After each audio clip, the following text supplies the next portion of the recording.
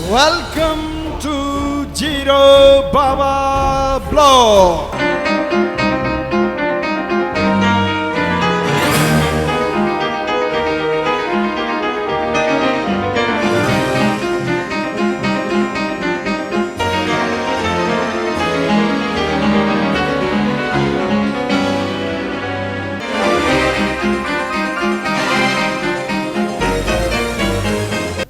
त्रिदेवों में पहला देवता कौन?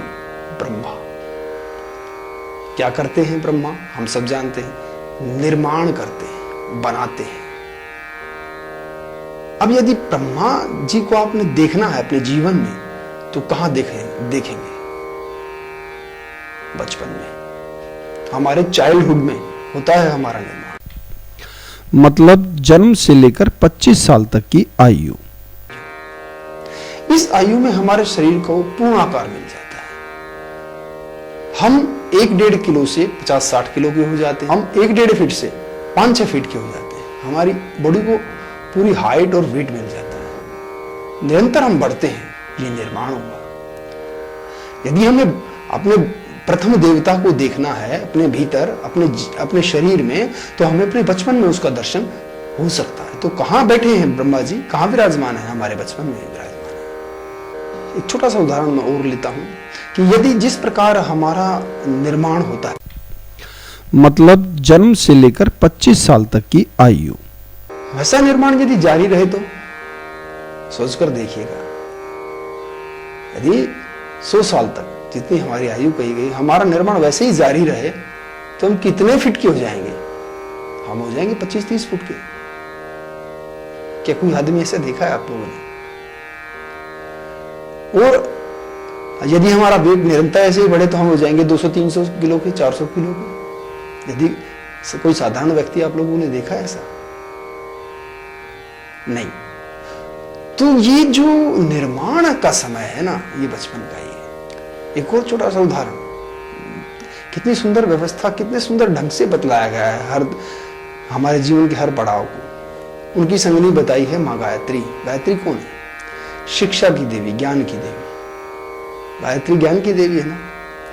तो ज्ञान की देवी ब्रह्मा जी के साथ लगा दी। इसका मतलब यह है कि बचपन में हमारी संगनी, बचपन में जब हम ब्रह्मा होते हैं तो हमारी संगनी केवल शिक्षा है। हमें उस समय ज्ञान अर्जन करना चाहिए, शिक्षा हासिल करनी चाहिए, पढ़ाई लिखाई करनी चाहिए। क्या पढ़ना लिखना चाहिए? कि जीवन क्या है, इस जीवन में हम करने क्या है, कैसे करना, इस सब बातों का ज्ञान हमें जान लेना चाहिए। जब तक हम बच्चे हैं, बचपन में, युवा होने तक हमें इन सब बातों का ज्ञान हो जाना चाहिए। अब हमें दूसरे देवता का दर्शन करना है। ब्रह्मा जी के बाद विष्णु जी। वो क्या कर रहे हैं? वो पालन करता है। पालन करना, किस चीज का पालन करना? ये जो सृष्टि चक्र चल रहा है, मैं किसी का पुत्र, मेरे पिता किसी और के पुत्र, मेरा कोई और पुत्र या पुत्री, ये जो निरंतर क्रम चल रहा है, ये पालन जो हो रहा है सृष्टि का, ये सृष्टि का पालन निरंतर जारी रहे।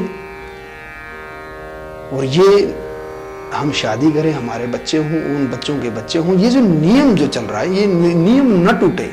इस नियम को पालन करने का कार्य हमारा युवा अवस्था में हो जाता है। हम विष्णु हो जाते हैं। अब क्योंकि विष्णु जी के बारे में तो बहुत बड़ी बड़ी बातें हैं कि वो विश्व का कल्याण करने के लिए जन्म लेते हैं और मानव जाति के उद्धार के लिए जन्म लेते हैं। तो युवा होने के बाद हम भी विष्णु हो जाते हैं। तो यदि, ध्यान दीजिएगा, यदि हम केवल अपनी संतति पैदा करके उनका पालन पोषण करते हैं और मर जाते हैं, तो हम कुत्ते, बिल्ली, मक्खी, मच्छर से ज्यादा कुछ नहीं। यदि हम अपने जीवन की दूसरी सीढ़ी में विष्णु होते हुए, विष्णु का जब हम रोल प्ले करते हैं 15, 16, 20 साल से लेकर और 51वें वर्ष तक, जब तक हम इस विष्णु के रोल में होते हैं, तो हमें पालन करना चाहिए इस सृष्टि का भी। तभी हम विष्णु कहलाएंगे। और विष्णु हम तभी बन सकते जब हमारा बचपन एकदम सुदृढ़ ढंग से तैयार हुआ हो, हमारा शरीर भी और हमारी मानसिक स्थिति भी, हमारे ज्ञान शिक्षा भी हमें वैसी ही मिली, हम तभी अच्छे विष्णु का रोल प्ले कर सकते हैं, हम विष्णु बन सकते हैं। पालन, बच्चों के पालन के अलावा हमें और किस चीज का पालन करना, ये सृष्टि चक्र चले। पेड़ पौधे बचें, इनका विनाश न होने पाए, नदियां तालाब समुद्र बचें, ग्लोबल वार्मिंग न बढ़े, हिंसा न बढ़े, अराजकता न फैले और यह जीवन सृष्टि चक्र यूं ही चलता रहे, इसका भी हमें युवावस्था में ध्यान रखना चाहिए। इसका पालन करवाना या करना भी हमारा कर्तव्य होता है युवावस्था में। यदि हम युवावस्था में इन सब बातों का भी, ये सब कार्य भी करते हैं, समाज की कोई भी कुरीति हम दूर करने का प्रण लेते हैं युवावस्था में, तो हम विष्णु कहे जाएंगे, हमारा जीवन सार्थक हुआ। तो युवावस्था में हम विष्णु होते हैं, लेकिन विष्णु हम तब कहलाएंगे जब हम विष्णु के नाई कार्य करेंगे, विष्णु के जैसा कर्म करेंगे, कार्य करेंगे। केवल बच्चे पैदा करना, उन्हें पालन पोषण करना, तो हम जीव, साधारण जीव की भांति हैं। यदि हम विष्णु हैं तो इस विश्व का पालन करेंगे, इस विश्व को बचाने का कोई ना कोई उद्देश्य, कोई ना कोई कार्य, बहुत सारे कार्य हम चुनेंगे और उसे पूरा करेंगे। यह भी जरूरी है, हम सब युवाओं को कोई ना कोई कुरीति जो समाज में है उसको चुनना चाहिए, उसे दूर करने का प्रयत्न करना चाहिए, तब हम विष्णु कहलाएंगे, जो कि हम हैं, जो हमारे जीवन की सार्थकता होगी। एक बात मैं आप लोगों को बतलाना चाहूंगा कि नशा होना चाहिए, नशा जरूर करना चाहिए, लेकिन मित्रों नशा करना चाहिए अपने जीवन लक्ष्य की पूर्ति का। इस समाज से किसी न किसी कुरीति को नाश करने का नशा होना चाहिए, न कि शराब का नशा होना चाहिए। अब विष्णु जी की पत्नी बतलाएगा मां लक्ष्मी को, देखो और कितने ज्ञान की बात है। अरे त्रिदेवों के माध्यम से ही जीवन जीने के सारे तरीके हमारे महान ऋषि मुनियों ने हमें बतला दिए। युवावस्था में विष्णु जी युवावस्था की संगिनी बतला दिया मां लक्ष्मी को। हमें इसका भाव समझने का प्रयत्न कीजिए कि युवावस्था में हमें धन भी कमाना चाहिए, धनार्जन भी करना चाहिए, क्योंकि जो बच्चे, जो संतति हम पैदा कर रहे हैं उसके सर पर हमें छत भी चाहिए, उनको खाना भी खिलाना है, कपड़े भी पहनाने हैं, उनको शिक्षा दीक्षा भी दिलानी है, तो बगैर धन के यह संभव नहीं। और धन के सहायता से, धन के माध्यम से हम जो भी कार्य, किसी बेसहारा को सहारा देना है या कहीं हमें कोई निर्माण कराना है समाज के हित के लिए, तो बगैर पैसे के नहीं होगा। तो युवावस्था की संगिनी हमारी विष्णु रूप की विष्णु के रोल में जब हम होते हैं, युवावस्था में होते हैं, तो हमें धन कमाना चाहिए। यह विष्णु के माध्यम से, विष्णु की पत्नी के माध्यम से हमारे ऋषि मुनियों ने हमें बतला दिया। बहुत गूढ़ ज्ञान, बहुत ही अच्छा ज्ञान ऋषि मुनियों ने हमें इन धर्म ग्रंथों के माध्यम से दिया है। दुष्प्रचार के कारण, अंधविश्वास के कारण, सत्य ज्ञान के बीच में अज्ञान की परतें जमा हो गई हैं। हम इस कार्यक्रम के माध्यम से अज्ञान की परतें हटाने का प्रयत्न आप कर रहे हैं।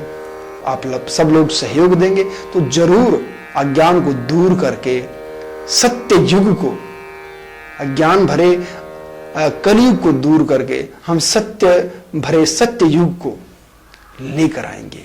अब आता है हमारे जीवन का तीसरा पड़ाव, यानी हमारा बुढ़ापा।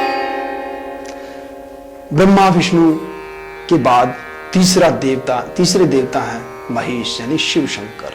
तो बुढ़ापा जो है हमारा, वह शिव शंकर का प्रतीक है, भगवान भोलेनाथ का प्रतीक है। भोलेनाथ क्या कर रहे हैं? ध्यान लगाए हुए, आंखें बंद करके।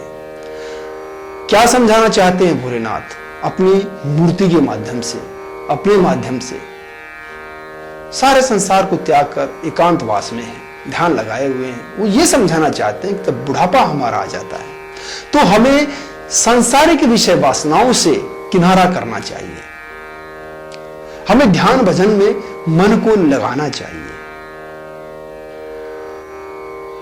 ये समझाने का प्रयत्न हमारे जीवन के 51वें वर्ष से यह शुरू हो जाता है, या आजकल के कलयुग को देखें तो 60 साल के बाद सही यह शुरू हो जाता है। तो हमें चाहिए कि हम ध्यान भजन में इस अवस्था में पहुंचने के बाद अपना समय लगाएं। यदि हम इस समय, इस एज के बाद भी सांसारिक कर्मों में फंसे रहे तो हमारी मुक्ति नहीं हो पाएगी, हमें शांति नहीं मिल पाएगी, हम जीवन के चक्र से छूट नहीं पाएंगे। इसलिए बुढ़ापे में हमें ध्यान भजन में लग जाना चाहिए। यह बतलाने का प्रयत्न भगवान शंकर जीवन के तीसरे पड़ाव में हमें कर रहे हैं।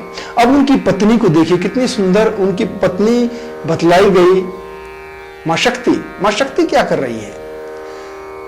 देखिए, जब हम युवावस्था में होते तो पत्नी से हमें काम रोग हो जाता है, मोह हो जाता है, पुत्र से मोह हो जाता है, लोभ हो जाता है उस धन से जो हमने कमाया। और काम, क्रोध, मद, लोभ, मोह, अहंकार, घृणा, भर्त्सना, ये सामाजिक जीवन जीते हुए, विष्णु का रोल प्ले करते हुए, ये सब हमारे मन में ये विकार इकट्ठा हो जाते हैं। भगवान शंकर ध्यान लगाते हैं और इनके ध्यान को भ्रमित करते हैं। ये मानसिक विकार, काम, क्रोध, मद, लोभ और मोह इत्यादि, ये उनको ध्यान नहीं लगाने देते। तो उस समय भगवान भोलेनाथ की पत्नी शक्ति बतलाई, ध्यान करने से हमारे अंदर एक शक्ति का जागरण होता है, एक शक्ति जन्म लेती है। और वो शक्ति क्या करती है? शक्ति आपको देखते होंगे, शक्ति क्या करती है? राक्षसों को मारती हुई नजर आती है। वो काम, क्रोध, मद, लोभ और मोह रूपी राक्षसों को ही तो मार रही है। यही राक्षस हमारे भीतर हमें ध्यान भजन नहीं करने देते, तो मां शक्ति त्रिशूल लेकर उन राक्षसों का नाश करती है। भजन करने से शक्ति जन्म लेती है और हमारे मानसिक विकारों को दूर करती है। जीवन के तीन पड़ाव जीवन हमारे त्रिदेवों के प्रतीक हैं। कितने सुंदर ढंग से जीवन के तीनों पड़ावों को व्याख्यायित किया है हमारे देवी देवताओं ने, लेकिन हम उन्हें समझ नहीं पा रहे।